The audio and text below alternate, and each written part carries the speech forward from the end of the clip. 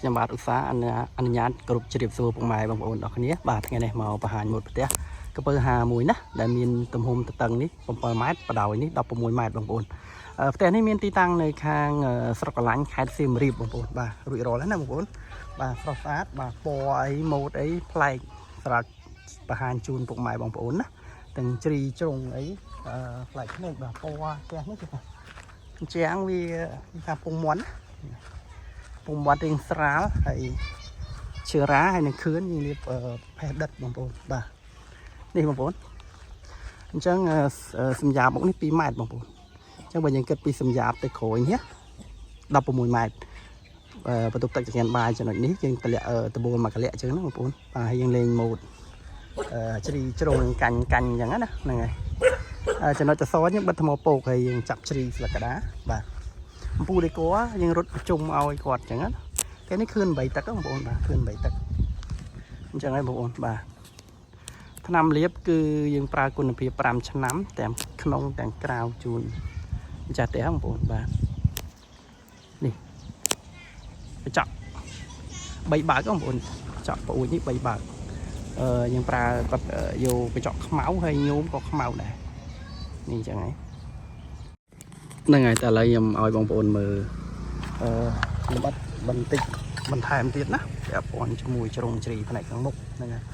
នេះបងប្អូនបាទអញ្ចឹងផ្នែកខាងមុខនេះតសនេះយើងរៀបថ្មពោកបងប្អូនបាទថ្មពោកអញ្ចឹងហើយពូលីក័ររត់មកជុំអញ្ចឹងណាជ្រីអញ្ចឹងហើយបងប្អូនជីច្រើនតិចណាជ្រីត្រង់នេះផ្ទះនេះតែជ្រីរៀងច្រើនគួរសមដែរណាហ្នឹងហើយអញ្ចឹងហើយដបូល3កលៈនេះចង្កៀនបាយបន្ទប់ទឹកនេះតួផ្ទះអានេះសម្រាប់មុខបងប្អូនបាទដៃប្រកាន់ដៃ36ខាងមុខហ្នឹងហើយចដើ5កាំបងប្អូនបាទផ្លូវឡើងម៉ូតូមានផ្លូវឡើងម៉ូតូអញ្ចឹងទៅទ្វារសុវត្ថិភាពហ្នឹងហើយអញ្ចឹងនេះផ្នែកម្ខាងទៀតអញ្ចឹងបងប្អូនបាទផ្នែកម្ខាងទៀតអញ្ចឹងដបូលវាកលៈអញ្ចឹងបាទដោយសារយើងមានលយមកនេះ1ម៉ែត្រអញ្ចឹងដបូលវាកលៈលៀនចូល1ម៉ែត្រដូចគ្នាណាហ្នឹងហើយចំហៀងអញ្ចឹងបាទតែនេះយើងមានជាម៉ូតអញ្ចឹងទៅលាបថ្នាំពណ៌ក្រហមបាទកលៈឥឡូវនេះទប់ទឹកចង្កៀនបាយបងប្អូនពួកនេះ3បើកទាំងអស់បងប្អូនទំហំធំហ្នឹងហើយពូដេក័រមកជុំអញ្ចឹងទៅនេះអញ្ចឹងសម្រាប់បងប្អូនដែលមានតម្រូវការសាងសង់ហើយអាចមើលម៉ូតនេះជាគំរូបានហើយផ្ទះនេះធំបងប្អូនបាទទំហំតតឹង7បដោយ16ណាបើថាបន្ទប់គេងអីយើងក៏ដាក់បានច្រើនដែរដាក់អាចបាន3ទៅ4បន្ទប់គេងណាហ្នឹងហើយចេះបាទឥឡូវយើងទៅមើលផ្នែកខាងក្នុងទាំងអស់គ្នាណាសម្រាប់ផ្ទះនេះទំហំនេះយើងធ្វើទំហំយើងអាចចាប់ពី18000ឡើងបងប្អូនតាមទំហំអញ្ចឹងណាតែផ្ទះនេះតម្លៃវា20000ក្រាស់បងប្អូនដោយសារទំហំវាធំហ្នឹងហើយយើងមានពូដេក័រអីមកជុំហើយសម្ភារៈសិតសម្ភារៈល្អបងប្អូនសម្ភារៈប៉និតយើងនិយាយណាចេញតម្លៃក៏តាមនឹងដែរបាទចដា5កាំបងប្អូនចេះខាងមុខយើងរៀបការ៉ូ60សាច់ស្ងួតបងប្អូនហ្នឹងសាច់ស្ងួតហើយយើងមានចាក់កន្លែងស្រាប់គាត់អង្គុយលេងអញ្ចឹង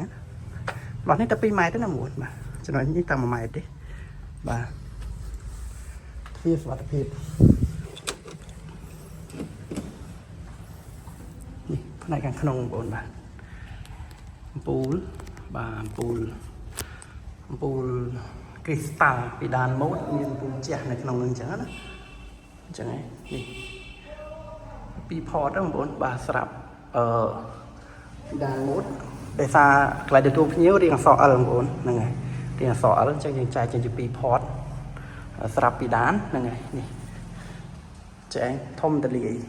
ទទួលភ្ញៀវដាក់ធ្វើកម្មវិធីអីអត់ឆ្អៀតទេស្រាប់ផ្ទះនេះដោយសារគាត់យកបន្ទប់គេងតែមួយហ្នឹងហើយអញ្ចឹងហើយធំតលាយមែនទែនកន្លែងទទួលភ្ញៀវប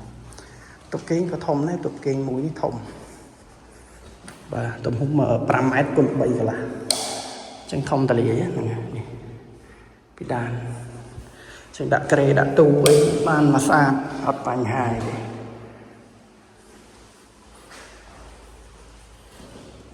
ស្រានបាយខាងក្រោយបងប្អូននេះស្រានបាយក្រោយធំណាបាទ3ម៉ែត្រកន្លះថាសនោះ8ទឹកបងប្អូនបាទថាសធំមានទ្វារខាងក្រោមមានសៀងលាងចានអញ្ចឹងទៅប្រព័ន្ធភ្លើងប្រកបក្នុងជញ្ជាំងណា ปุ้ยมีนจุ่มเฮียงมีนกราวบางเต็กซอเชงจูสูลvì ở thọc lần chẳng tại sao tại dân này ta chuẩn bắt nhưng pra ang bồn để pra bạc quân cho thế nhưng pra ang nhưng pra bạc quân chặt tết phong đa chứ tại cái đôi chén như riệp đào bị đàn được cái này mình hai bên chọn ở đây chẳng hết mình bụi mình ật lư là mày lư chẳng á chứ fra phong ôn mình sẽ làm ở trong sàng phòng ấy ai mưa một